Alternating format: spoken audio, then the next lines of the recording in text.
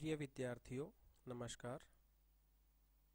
आज हम कक्षा 3 के पर्यावरण अध्ययन का लेसन नंबर 14 आओ मेरे घर का अध्ययन करेंगे।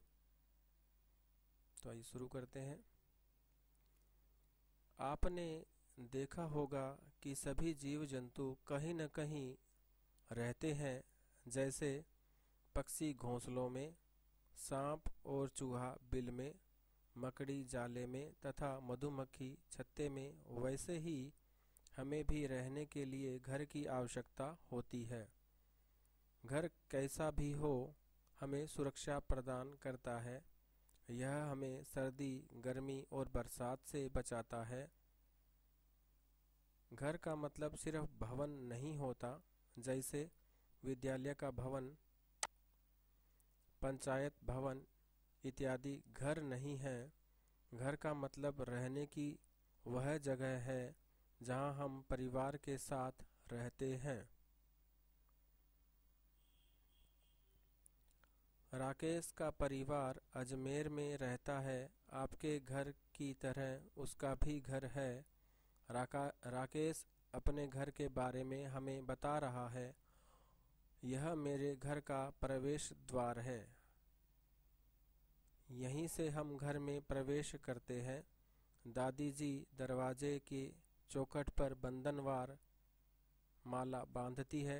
बंधनवार अर्थात माला, जो घर के यहाँ जैसे घर का दरवाजा इसके आगे लगाई जाती है, इसे बंधनवार बोलते हैं।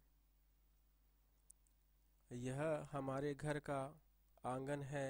मैं और मेरे चचेरे भाई बहन यहाँ बैठकर दादाजी से कहानियाँ सुनते हैं। चचेरे मतलब चाचा का भाई बहन सुनते हैं। कभी कभी मेरी माताजी बड़ियाँ, पापड़ और राबोड़ी बनाकर यहीं पर सुखाती हैं।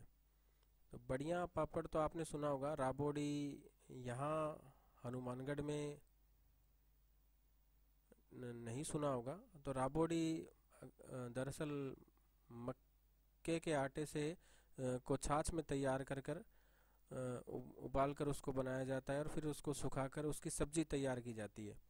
पापड़ से बन जाते हैं और उनकी सब्जी तैयार की जाती है, तो उन्हें राबोड़ी बोलते हैं। जो इधर जोधपुर, बाड़मेर, पाली, जालोर इत्यादि इन क्षेत्रों में ये राबोड़ी बनाई जाती है। अपने यहाँ नहीं सुना या नहीं बनाते हैं लोग।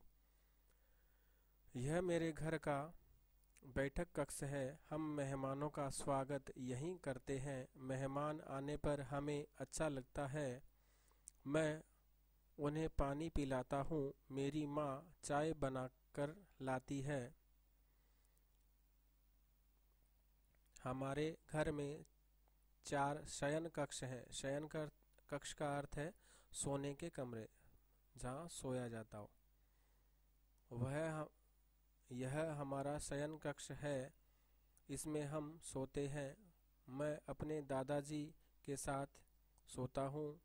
मेहमानों के सोने के लिए अलग कक्ष है। यह हमारा रसोई घर है। यहाँ खाना बनाया जाता है।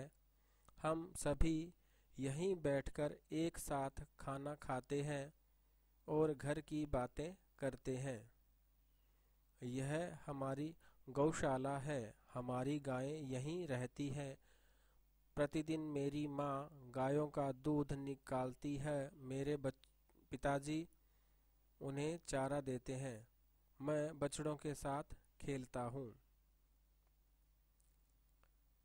यह हमारा स्नान घर है। यहाँ हम नहाते हैं। प्रतिदिन सुबह सूर्योदय से पहले घर के सभी सदस्य स्नान कर लेते हैं। सूर्योदय से मतलब सूर्य उगने से पहले। यह हमारा शौचालय है।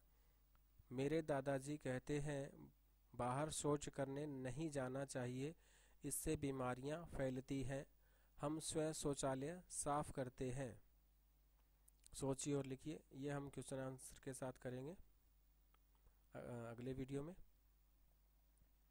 तरह तरह के घर, आपने घर देखे होंगे।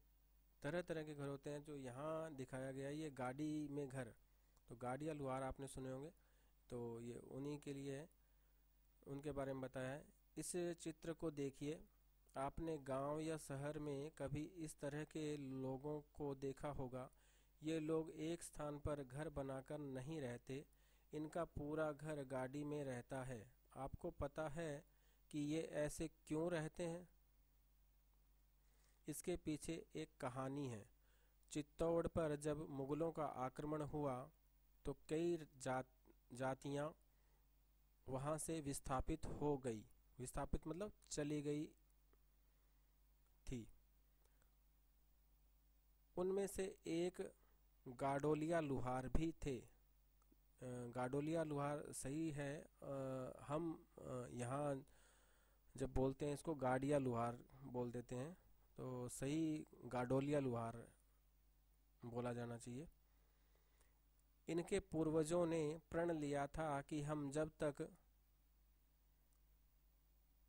हम संपूर्ण मेवाड़ को आज़ाद नहीं करवा लेते तब तक घर में नहीं रहेंगे। वे घर का त्याग कर महाराणा प्रताप के साथ जंगलों में रहने लगे, और तब से ये गाडिया लोहार जो है, गाडोलिया लोहार, ये तब से इसी तरह से अपना जीवन यापन कर रहे हैं। सोचिए और लिखिए। इनको हम क्वेश्चन आंसर के साथ करेंगे। बहुमंजिला इमारतें। बहुमंजिला मतलब बहुत ज़्यादा, जिनमें मंजिलें होती हैं, वो इमारतें। आपने शहरों में ऐसी इमारतें देखी होंगी। शहरों में ज़मीन कम होने के कारण ऐसी इमारतें बनाई जाती है ताकि कम स्थान पर अधिक लोग रह सकें।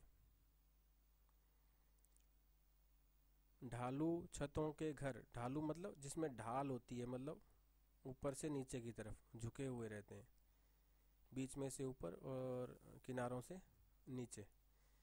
चित्र में बताए गए घर मिट्टी की मोटी दीवारों से बने होते हैं। इनकी छतें ढालू होती हैं। अलग अलग क्षेत्रों में छतें अलग अलग सामग्री से बनाई जाती है। सोचिए और बताइए। ये हम क्वेश्चन आंसर के साथ करेंगे। टेंट या तंबू। प्राकृतिक आपदा जैसे बाढ़, भूकंप आदि के कारण लोग बेघर हो जाते हैं।